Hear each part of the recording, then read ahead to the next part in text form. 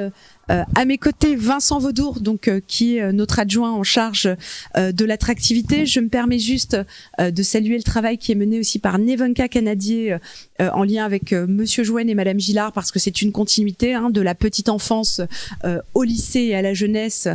Tout ce travail en lien avec la communauté éducative, et saluer le gros travail qui a été mené donc par Nevenka, conseillère municipale déléguée au secondaire, et notamment pour que nous ne retrouvions pas encore une fois, comme ce fut le cas trop d'années, certains de nos jeunes élèves de 3e sans lycée. Donc il y a eu un gros travail qui a pu être fait et qui nous a sécurisé là pour cette année, et donc nous continuons évidemment.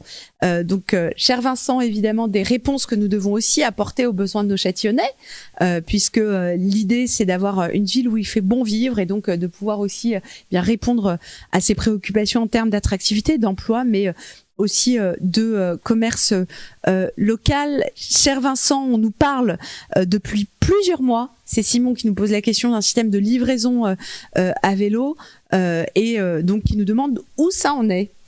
Merci Madame la maire. Alors bonsoir Simon, merci pour cette question qui me tient particulièrement à cœur. Et donc j'ai une bonne nouvelle, le service a été mis en place, il est disponible grâce à nos partenaires. Donc je salue ici le travail de Initiative Emploi et notre partenaire technique CoopCycle. Et donc le service est accessible sur le portail d'application, par exemple Play d'Android, et qui peut être téléchargé. Il faut sélectionner évidemment la ville de Châtillon pour y accéder. Dessus, sur ce service, sont accessibles donc un ensemble de restaurants, puisque effectivement c'est la cible privilégiée dans un premier temps, mais aussi d'autres commerces comme des fleuristes ou de l'épicerie, et qui va s'accroître dans les prochaines semaines avec une campagne effectivement auprès de tous les commerçants de la ville, c'est ouvert à tous, et qui s'appuiera également sur une campagne de communication avec des affichettes et des tracts pour pouvoir comprendre le fonctionnement de l'application. Donc ça fonctionne, ça marche, c'est live, et ça arrive. Voilà, je crois que c'est aussi extrêmement intéressant de pouvoir développer ce type de livraison, et puis ça participe évidemment aussi des questions essentielles de transition écologique. Nous avons une question d'Emmanuel qui nous demande pourquoi il n'y a pas encore de commerce dans les nouveaux immeubles du centre-ville. Alors ça, pardon, c'était une question de Marie-Jeanne, et Emmanuel qui nous demande pourquoi le point presse du centre-ville est fermé, et si nous pouvons accompagner en fait ce commerce à rester ouvert un peu plus longtemps, et qui nous pose aussi la question de l'avancée, en lien un peu avec la question de Marie-Jeanne, des commerces prévus avenue de Verdun jusqu'à division Leclerc. Cher Vincent. Première question donc sur les commerces du centre-ville, donc via un travail de commercialisation donc des baux d'immeubles. Donc effectivement en période haute du Covid, j'espère que c'est derrière nous, les dossiers se sont ralentis, et donc ça ralentit le flux de propositions. Mais la bonne nouvelle, c'est que ça s'est nettement réaccéléré depuis quelques semaines, quelques mois même, on peut le dire. Donc, nous avons reçu de belles propositions complémentaires des offres de la ville, qui sont pour certaines déjà signées et effectivement vont être occupées dans les prochains mois, après quelques travaux, quelques semaines, ça dépend.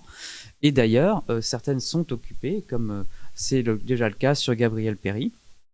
Et voilà, donc les prochaines à venir donc seront sur l'avenue de Verdun et le Gabriel Péri également. Voilà. Très donc bien. Là, le flux arrive, et je l'espère de belles offres qui vont venir proposer de nouveaux services à la ville. On a déjà eu l'occasion de voir arriver de très beaux commerces, et avec vraiment une vie locale qui s'anime aussi à travers nos commerçants, qui ont été aussi particulièrement résilients dans la période de crise sanitaire que nous avons rencontrée, et qui souvent parfois était un peu le seul lien social aussi que rencontraient certains de nos habitants, donc qu'ils en soient évidemment remerciés. Une question maintenant qui est plus liée au sujet d'emploi, puisque oui, je vais me permettre de répondre à la question sur. Il y a eu un live sur le kiosque. On y va. Ah oui, le kiosque. Pardon. Je ne parle parce qu'elle était très bien précise sûr. Et effectivement, elle est familière de tous les gens qui prennent le tramway en centre-ville. Donc la bonne nouvelle, c'est que on a retrouvé un repreneur, puisqu'effectivement le gestionnaire actuel ne souhaitait pas reconduire son activité. Donc en lien avec la CCI, la Française des Jeux, enfin tout un tas d'acteurs institutionnels qui étaient nécessaires de consulter. Et donc voilà, cette personne ayant été malade, nous avons retardé la reprise en main du kiosque, mais il revient rapidement dans quelques semaines. Voilà. Et je crois que c'est là encore une très très bonne nouvelle pour nos habitants. Une question donc maintenant un peu plus globale sur les questions évidemment d'attractivité, parce que Châtillon a la chance d'accueillir un certain nombre de grandes entreprises sur son territoire, mais aussi des PME, des enseignes. L'année dernière, malgré là encore la contrainte, nous avions tenu à ce que puisse se dérouler un forum de l'emploi. Nous étions dans le week-end de sortie du confinement, donc ça a été un succès un peu mitigé. Nous avons une question cette année encore sur la reprogrammation d'un forum de l'emploi, cher Vincent, et pour savoir effectivement comment nous accompagnons nos demandeurs d'emploi, notamment nos jeunes, pour l'accès à l'emploi. Alors, évidemment, nous allons reconduire cette manifestation. En raison donc des élections présidentielles, nous avons décidé de le reprogrammer à une date légèrement décalée. Donc, cet événement se tiendra ici même à la Folie des Mares le 27 avril prochain. Retenez bien cette date. Effectivement, elle se déroulera avec la présence de nombreux grandes entreprises qui sont présentes à Châtillon.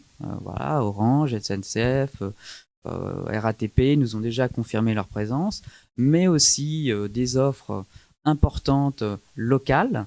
On a des offres qui sont à pourvoir dans toute la ville et qui seront mises à disposition sur un dispositif innovant, voilà, en lien évidemment avec le service jeunesse, conjointement avec le service commerce, que je remercie, le BIJ, effectivement, le bureau d'information jeunesse, au sein du service emploi, qui va mettre en œuvre tout son savoir-faire avec nos partenaires institutionnels, donc Vallée Sud, Grand Paris notamment, pour proposer ce nouveau format. Donc venez nombreux effectivement à cette manifestation. Voilà, il y aura un espace de job dating, voilà, qu'on espère couronné de succès et évidemment qui permettra de développer des nouvelles offres sur la ville. Très bien. Merci beaucoup, cher Vincent. Le bureau information jeunesse est évidemment à la disposition de tous nos jeunes.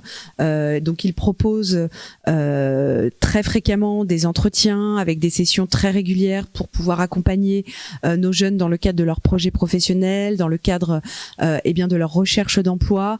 Donc, n'hésitez surtout pas à le solliciter. Merci infiniment, cher Vincent.